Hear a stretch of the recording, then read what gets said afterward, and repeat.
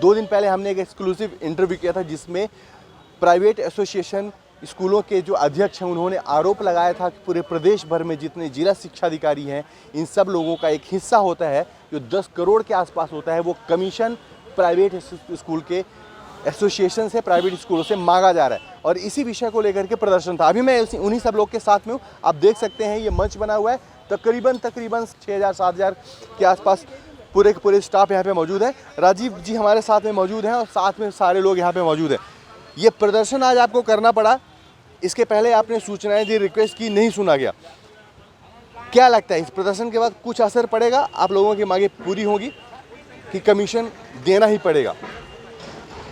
नहीं, आज का जो प्रदर्शन था, जो हमारा संगठन संगठित हो गया, उसको देख के मुझे ऐसा लगता है कि अधिकारियों को थोड़ा चेतना आएगी और वो कमीशन से हट के जो ज़रूरी काम हैं उस पे लगेंगे।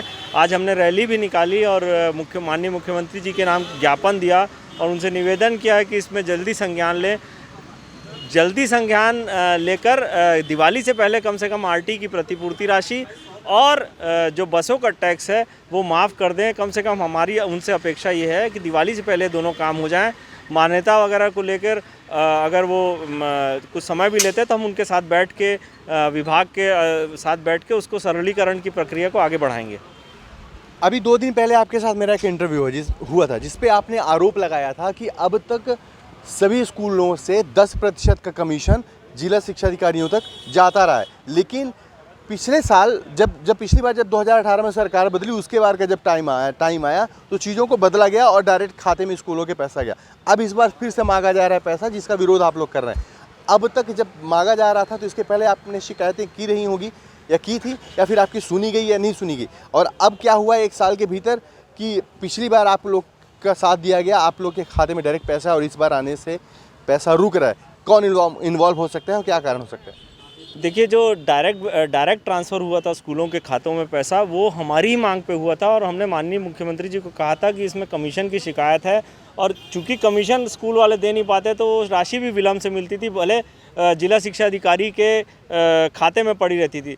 तो माननीय मुख्यमंत्री जी ने संवेदना से उसमें संज्ञान लिया था और विभाग को निर्देशित किया था कि इस भ्रष्टाचार को कैसे ख़त्म किया जाए, उसका कोई रास्ता निकालें। तो उसका रास्ता ये निकला था कि सारे खातों की जानकारी पहले डायरेक्टरेट लेवल में जाती है, फिर पैसे के साथ वो पूरे नीचे आती है, खाता क्रमांक, स्कूल का नाम और राशि वो नीचे आती है जिला शिक्षा अधिकारी लेवल पे। तो हमारे निवेदन पे वो डायरेक्ट संचालनालय से राशि स्कूलों को ट्रांसफ़र होने लगी।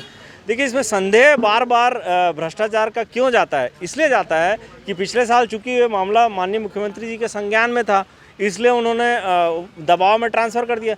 अब ऐसा क्या हो गया 1 साल में कि उसमें राशि रुक गई, आप पैसा नहीं दे रहे हैं?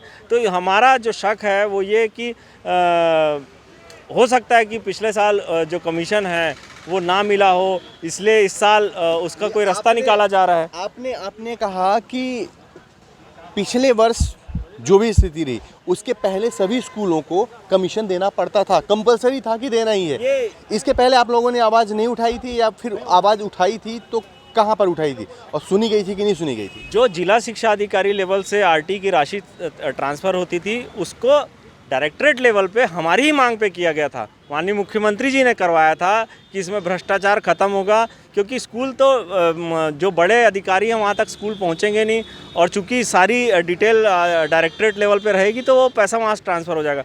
अब देखिए, पिछले साल तो हो गया, लेकिन इस साल राशि देने में क्या दिक्कत है? कहीं ऐसा तो नहीं है कि डायरेक्टरेट लेवल पर जहाँ पर आप बात कर रहे हो वहाँ और स्कूल शिक्षा विभाग जो इन दोनों की मिली भगत हो गई हो, अब इन दोनों के बीच का बंटवारा चल रहा हो, जिससे आप लोग की परेशानी बढ़ रही हो? नहीं, डायरेक्टरेट लेवल पे तो इसकी आशंका बहुत कम है, क्योंकि वो डायरेक्टरेट लेवल पे जो मामले रहते हैं, देखिए क्या होता है, भ्रष्टाचार अगर जितनी मेरे को समझ है, भ्रष्टाचार नीचे से चालू होता है।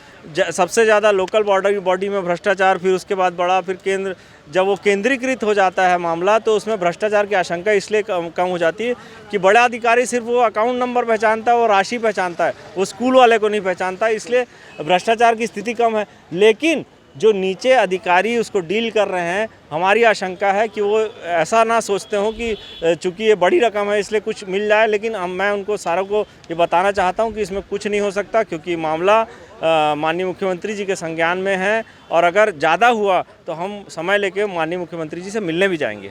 इसके पहले जब पूर्व में सरकार थी उस समय पर आप लोग की बातें नहीं सुनी जाती थी, आप लोग को मजबूरीवश देना पड़ता था। आपने बोला है इंटरव्यू में कि हम अभी तक देते आए हैं। क्या था, जैसे जैसे चीज़ें परिष्कृत होती हैं, जैसे जैसे चीज़ें साफ़ होती हैं, जो इससे पहले सरकार थी उस समय उनको सूझा नहीं कि इसको कैसे भ्रष्टाचार को ख़त्म किए, लेकिन जब हम लोग संगठन से उन्होंने राय ली, विभाग ने राय ली कि इसको कैसे किया जाए, तब हमने राय दी कि आप चूँकि यहाँ से ही डिटेल, वही स्कूल की डिटेल स्कूल वाला देता है, स्कूल का जो डिटेल है वो जिला शिक्षा अधिकारी के पास जाती है, जिला शिक्षा अधिकारी ये सारी चीज़ें डायरेक्टरेट में देता है। तो हमारे निवेदन पे ही डायरेक्टरेट से सीधा ट्रांसफ़र होने लगा। उनको सूझा नहीं, असल में मुझे जो लगता है पिछली सरकार को सूझा नहीं कि भ्रष्टाचार कैसे ख़त्म किया जाए।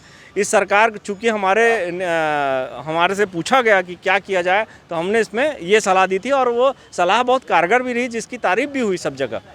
देखिए, हमारा जो दूसरा इंटरव्यू हुआ स्कूल शिक्षा विभाग को लेकर के, जो प्राइवेट एसोसिएशन में, इसमें दूसरा बड़ा आरोप, ये आरोप कि पिछली सरकार जो थी उस सरकार को इस बार ये चीज़ें नहीं सूझ रही थी कि भ्रष्टाचार कैसे ख़त्म किया जाए, और कई सारे अफवाहें भी होती थी कि शिक्षा मंत्री अपने ही परिवारजनों को पास करवाने के लिए और ऑल दैट बहुत सारी ब्ला बहुत सारी चीज़ें आया करती थी। और ये चीज़ें जो हैं तो अब सामने आ रही हैं, क्योंकि सरकार के दौरान बोलने में और सामने आने में भी कई तरह की चीज़ें होती हैं, जिसकी वजह से शायद नहीं चल रही थी। जैसा कि प्राइवेट स्कूल के जो लोग हैं, ये लोग आज जब प्रदर्शन कर रहे हैं तो यहाँ पर ये बातों को रख भी रहे हैं, क्योंकि जब नई सरकार आई, भूपेश बघेल की सरकार आई, इस दौरान इनसे विचार विमर्श किया गया, बातें पूछी गई, इनकी बातों को सुना गया, और पिछली बार डायरेक्ट इनके खातों में राइट टू शिक्षा का जो अधिकार है, अधिकार का जो पैसा है, वो इनके खाते में डाला गया। लेकिन इस बार आनाकानी की जा रही है, पैसा सीधे सीधे तौर पर नहीं भेजा जा रहा है, जिसको लेकर के ये सारा मामला है। आज प्रदर्शन किया गया है, हज़ारों लोग रायपुर में